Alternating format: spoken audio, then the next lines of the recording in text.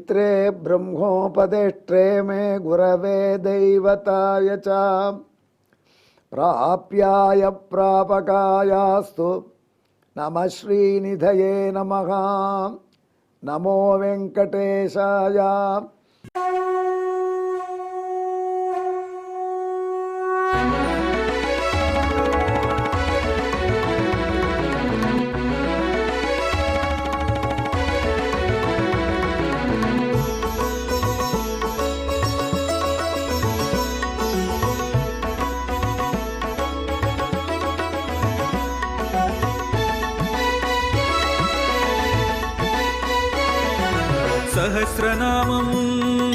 सहस्रनामं श्रीवेङ्कटेश सहस्रनामं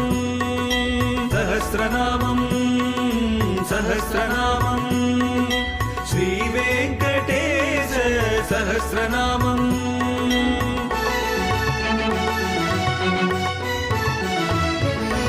உலகில் கலிவினை தோஷம் அகற்றும் நாமம் சஹஸ்ரநாமம். உயர்வுகளை வாழ்வில் அளிக்கும் நாமம் சஹஸ்ரநாமம். திருமலையில் தினம் அர்ச்சனை நடைபெறும் நாமம் சஹஸ்ரநாமம். திருவேங்கடனின் தரிசனம் காட்டும் நாமம் சஹஸ்ரநாமம். சகஸ்ரநாமம் சகஸ்ரநாமம் श्रीवेङ्कटेश सहस्रनामं सहस्रनामं सहस्रनामं श्रीवेङ्कटेश सहस्रनामं। அன்புடைய பக்தர்களே, இப்பொழுது நாம் திருவேங்கடவனுடைய 1000 திருநாமங்களிலே இப்பொழுது நாம் 46வது திருநாமத்தை ரசிப்போம்.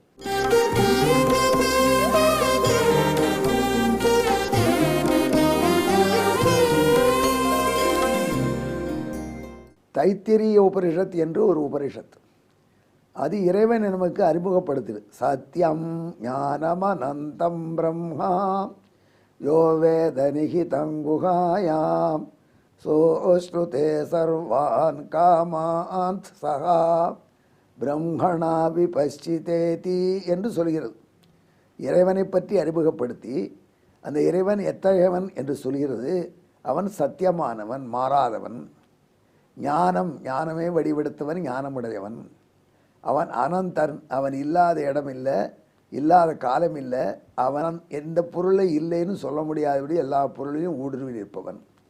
அப்பேற்பட்ட எம்பெருமானை யார் உணர்ந்து வழிபடுகிறார்களோ அவர்கள் வைகுண்டம் போய் பிரம்மத்துடன், அந்த இறைவனுடன் கூட சர்வான் காமான் அஸ்ருதே, சர்வான் எல்லா, காமான் விரும்பத்தக்க, அதாவது ஆசைப்படக்கூடிய அவனுடைய பண்புகளையும் அஸ்ருதே அனுபவித்து மகிழ்ந்து கொண்டு இருப்பார்கள். வைகுண்டம் போய் நாராயணனையும் நாராயணனுடைய குணங்களையும் ரசிப்பார்கள் அர்த்தம்.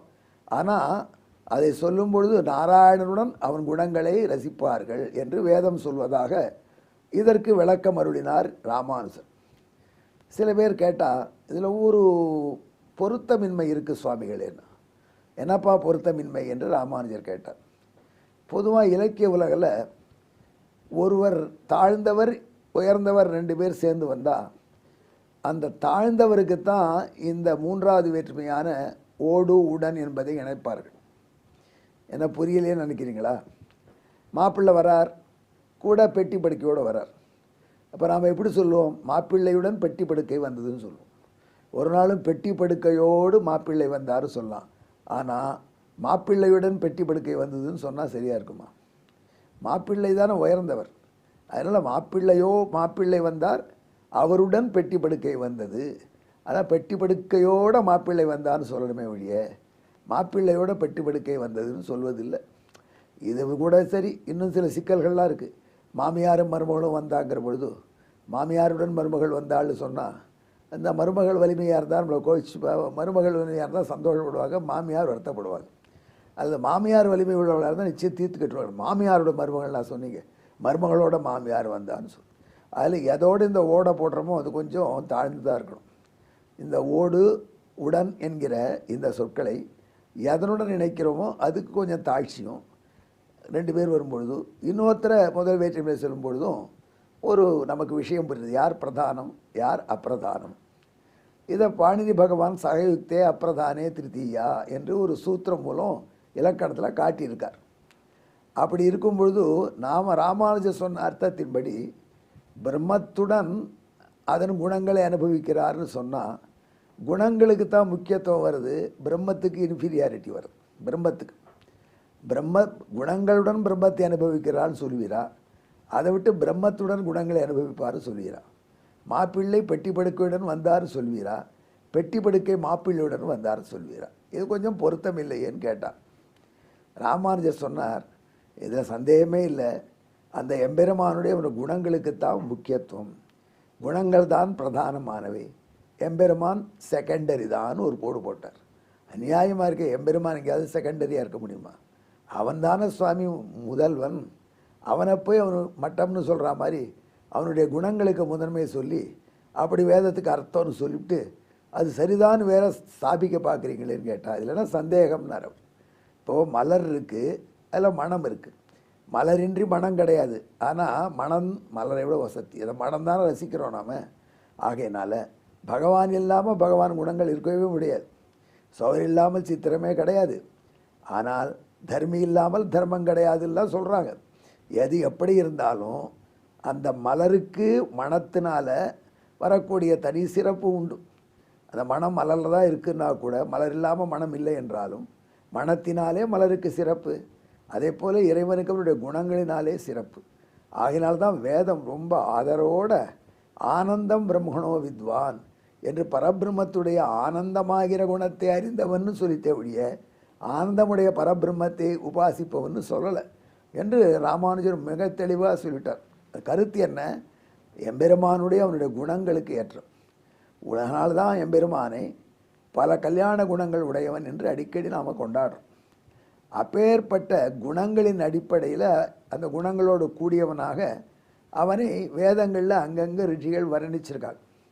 அப்படி ரிஷிகள் வர்ணித்த அந்த குணங்களோட அவர்கள் அனுபவித்ததையும் சேர்த்து வைத்து அந்த பகவானை தியானம் செய்வது பக்தி யோகம் என்று சொல்லப்படும். அப்படி 32 வகை பக்தி யோகம் இருப்பதாக சொல்கிறாங்க. 32 வகை பிரம்ம வித்யைகள் சொல்கிறோம். அதாவது 32 ரிஷி 32 விதமான தியானங்கள் வேதத்தில் சொல்லப்பட்டிருக்கு. ஒவ்வொரு தியானத்திலையும் ஒரு ஒரு சிறந்த குணங்கள் சொல்லப்பட்டிருக்கு. பகவானுடைய அனைத்து குணங்களையும் நம்மால் தியானம் பண்ண முடியாது. எல்லா குணங்களும் கணக்கே இல்லாதது அவைகளோடு கூடியவன் எப்படி அவனுக்கு நாம் நமக்குள்ளே புரிந்து கொள்வது. அதனால் சில முக்கியமான குணங்களை சொல்லி அவனை நமக்கு காட்டி கொடுக்கக்கூடிய சில அடிப்படை குணங்கள், எப்படி சத்தியமாக இருப்பது, ஞானமாக இருப்பது, அனந்தமாக இருப்பது, ஆனந்தமாக இருப்பது, அமலமாக இருப்பது, ஸ்ரீயப்பதியாக இருப்பது போன்ற அவன் இவன்தான் என்று உணர்த்தக்கூடிய அவனை நமக்கு காட்டி கொடுக்கக்கூடிய குணங்களோடு கூட அந்தந்த வித்தியைகளிலே அந்தந்த தியான முறைகளிலே சில எக்ஸ்ட்ரா குணங்கள் மிகுதி குணங்கள் சொல்வார்கள். இந்த குணங்களோடு கூடியவனாக அவனை தியானம் செய்தால் அதுதான் பக்தி யோகம். பக்தி யோகம்னா என்ன? பகவானை இடையறாமல் தியானம் செய்யணும். இடையறாமல் தியானம் செய்கிறதுனா என்ன? ஒரு பெரிய பானையில் அடியில் ஒரு சின்ன ஓட்டை, பானையில் முழுக்க எண்ணெயை நிரப்பியிருக்கும். எண்ணெய் ஞாபகம் வச்சுக்க, நெய் இல்லை. நெய்யாக இருந்தால் கொஞ்சம் நாளில் உறைஞ்சி போயிடும். எண்ணெய் இருக்குது, அந்த பானையில் உள்ள ஓட்டை வழியாக எண்ணெய் சொட்டு சொட்டு சொட்டுன்னு சொட்டிகிட்டே இருக்கும். அது நிரந்தரமாக தடங்கலின்றி அன்இன்டரப்டடாக தண்ணி சொத்திகிட்டே இருக்கும். அதை நாம் அதே போல் நாம் தியானம் பண்ணும் பொழுது தடங்களே இன்றி இறைவனுடைய திருவுருவம், இறைவனுடைய குணங்கள் இவைகள் நமக்கு வந்துட்டே இருக்கணும் கண் முன்னாடி. அதுதான் உயர்ந்த தியானம். அப்படி நாம் பகவானை நினைத்து கொண்டோமானால், நினைத்து கொண்டு வழிபட்டே வந்தோமானால் அந்த குணங்களோடு கூடிய அந்த பகவான் நேரே தோன்றுவது போல் நமக்கு ஒரு எண்ணம் வரும். நேரே அவன் இல்லை, உண்மையிலே இருப்பது போல தோன்றும். உணர்ச்சியின் மிகுதியினால் அவன் முன்னே இருப்பது போல நிலை வரும். அப்படி நிலை வரதே அதை அப்படியே நீண்ட நாள் கடைபிடித்தோமானால் எவ்வளவுக்கு எவ்வளோ அதிகம் கடைபிடிக்கிறோமோ அவ்வளவுக்கு நாம் பக்தி யோகம் செய்ததாகிறது. அதனுடைய பயனாக நாம் நமது பாவங்களை எல்லாம் வென்று வைகுண்ட வாழ்ச்சிக்கு போகலாம். இதை பற்றி நிறைய சொல்லியிருக்கு. ஆகையினால எல்லாத்துக்கும் அடிப்படை என்ன ராமானுஜர் சொல்கிறார்? அந்த குணங்களோடு கூடிய பகவானை தியானம்தான் பண்ணணும். அதனால் இந்த குணங்களுக்கு ரொம்ப முக்கியத்துவம் இருக்குது. இந்த குணங்கள் மூலம்தான் மோட்சத்தை அடைகிறான் என்று சொல்லலாம். ஆமாம், இந்த குணங்களை கூடிய பகவானை தியானம் செய்து இந்த குணங்களுடைய அருமையை உணர்ந்தாலன்றி இந்த உபாசகனாக பக்தி யோகம் செய்கிறவனுக்கு மோட்சம் போவதற்கு வாய்ப்பு கிடையாது. ஆகையினால நாம் இறைவனை பெறுவது இறைவனுடைய பண்புகளை பிடித்து கொண்டு தான். ஆகையினால பகவானை பெறுவதற்கு பாதை என்ன? பகவானுடைய குணங்கள். ஆகையினால குணங்கள் மூலம் அவனை நாம் பெறுகிறோம் என்ற அடிப்படையில் குணங்கள் மூலம் அடையப்படுவன் என்ற ஒரு திருநாமத்தை நாரத பகவான் வசிஷ்டருக்கு சொன்னார். அதுதான் இந்த 46வது திருநாமம். இதற்காக இதுவரை நாம் சொன்ன இந்த விரிவுரையை சுருக்கி உங்களுக்கு வாய்ப்பாட்டு ஸ்லோகத்திலே காண்பிக்கிறேன். திரையிலையும் பார்க்கலாம். நீங்கள், நான் சொல்கிறேன், கேட்கலாம்.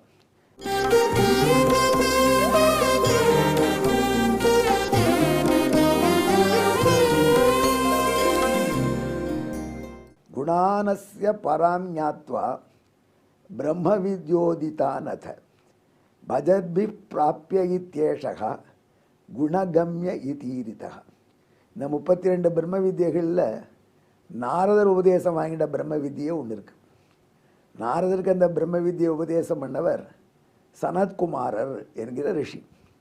அந்த சனத்குமாரர் தான் முருகப்பெருமான் என்று உபநிஷத்தே சொல்கிறது. அந்த நாரதருக்கு முருகப்பெருமான் சொல்லிக் கொடுத்த, முருகப்பெருமான் சனத்குமாரராக இருந்து சொல்லிக் கொடுத்த பிரம்ம வித்தியை ஒன்று உண்டு, பூம வித்தியை என்று. அந்த பூம வித்தியை போன்ற பிரம்ம வித்தியைகள், அவைகள் ஒன்றொன்றிலும் பகவானுடைய சில சிறப்பான குணங்கள் சொல்லப்பட்டிருக்கின்றன. அந்த குணங்களை நன்கு உணர்ந்து அந்த பகவானை இந்த குணங்களோடு கூடியவர் என்று தியானம் பண்ணுவதல்லவா மோட்சத்துக்கு வழி. ஆகையினால பகவானை பெறுவதற்கு குணங்களை தான் வழி என்று பகவானை குணகம்யன் என்று சொன்னார் என்று நாரதர் சொல்வது அனுபவத்திலிருந்து சொல்கிறார்.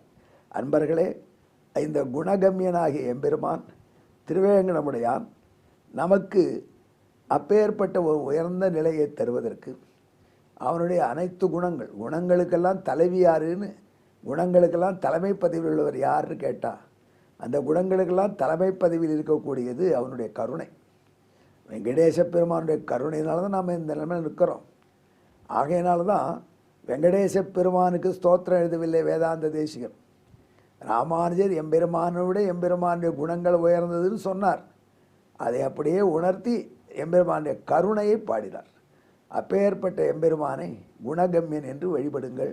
நமக்கு எம்பெருமான் அருள் செய்வார். எங்கே என்னுடன் கலந்து குணகம்யாய நமஹா. நன்றி, வணக்கம்.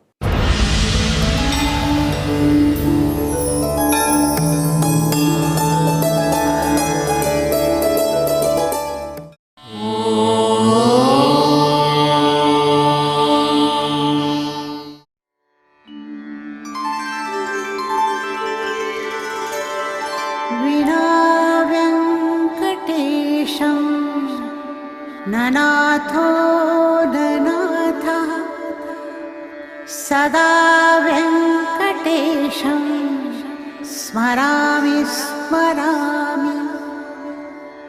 हरे वेङ्कटेश प्रसीद प्रसीद.